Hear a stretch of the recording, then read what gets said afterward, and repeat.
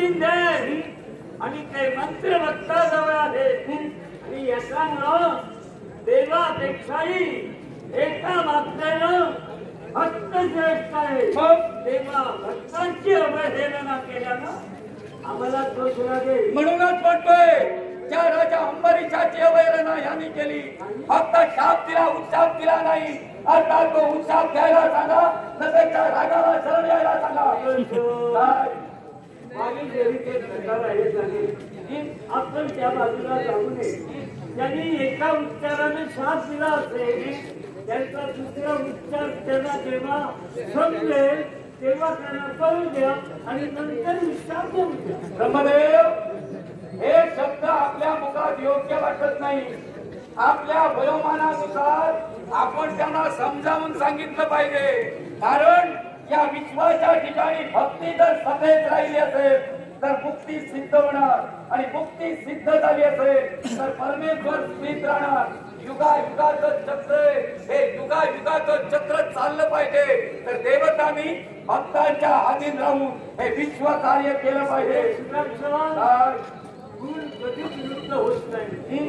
आपल्याला नाट वास्तविक महाविष्णूच्या सहवासानं कळलं पाहिजे. साहजिकच कुणाची प्रवृत्ती वेगळी असेल पण कुणाची महती कमी जास्त होत नाही.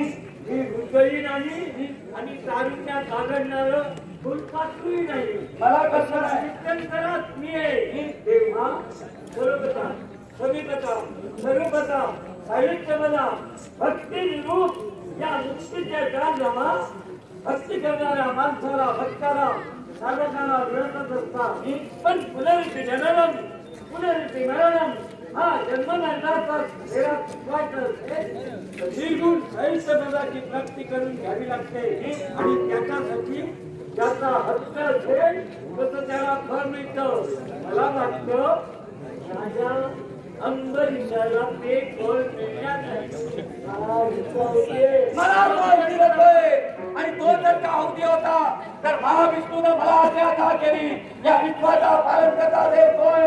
आता पालन करता देवाला दिलेला शब्द माझा आहे. आता तो शब्द परिपूर्ण करण्याची जबाबदारी या सुदर्शनाची फुलचूक जेव्हा होते तेव्हा स्थित्यंतरात बदल होतो. महाविष्णू सात्विक सज्जन रोज रामाने प्रतिभाला काही आहे कारण माझंही जनन स्थान आहे ते.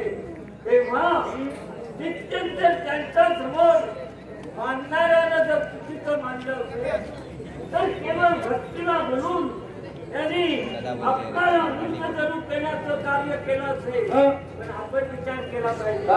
मला प्राप्त झाले ब्रह्मदेव, माझं कार्य काय? एक वेळ मला लक्ष दिल्यानंतर त्या लक्षाचा भेद करणं हे माझं कार्य आहे. अर्थात माझ्या देवानं मला लक्ष दिलंय. त्या लक्षाचा भेद केल्याशिवाय माझ्या मनाला समाधान नाही. आणि पालन करत्या देवानं जर का मला लक्ष दिलंय तर तो योग्यच आहे.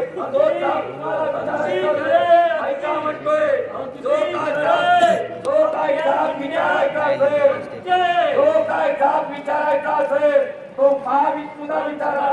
मी लक्ष साध्य करणार आहे. तुमचा प्रश्न आणि उत्तर किती योग्य आहे.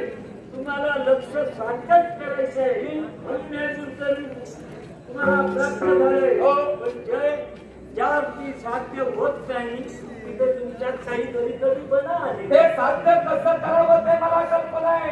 आता संवादानं तुम्हाला सांगतो. कारण तुमची योग्यता तुमची महती मी जाणतोय. त्या महाविष्णूला स्वतःच्या नाभी कमलातून जे कमलपुष्प 99 कोटी योजने दूरपर्यंत पसरणाऱ्या त्याच्या पाकळ्या आणि त्याच्या 8 पाकळ्या म्हणजे अष्टदिशा याच्यावर तुम्ही विराजमान झालात. जन्मजाच्या कमलावर विराजमानच झाला हा ब्रह्मदेव. महाविष्णूला आणि त्या महाविष्णूला सोडलेल्या सुदर्शन चक्राची योग्यता जर कार्याला समजत नसेल तर मला ती योग्यता पटवून द्यावी लागेल. आज मोठा तुझा गैरसमज आहे. कारण तुझ्या प्रश्नाचं उत्तर मी तुला दिलंय.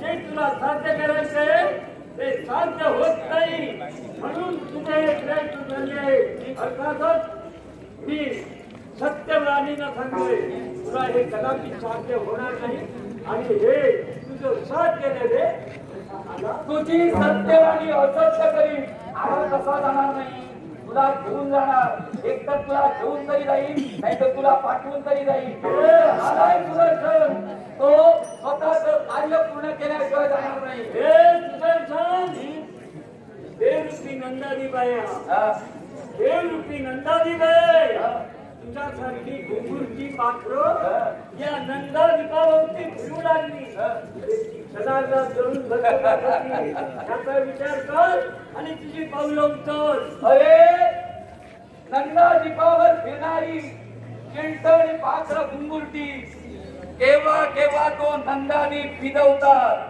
आणि केव्हा केव्हाचा क्षण आता आलाय हा घुंगुरटा तो समजतोय ना तो केव्हा कुठच्याही क्षणाला तुला विकू शकतो याची खात्री आणि तेवढे पराक्रम मिळालाच आहे म्हणून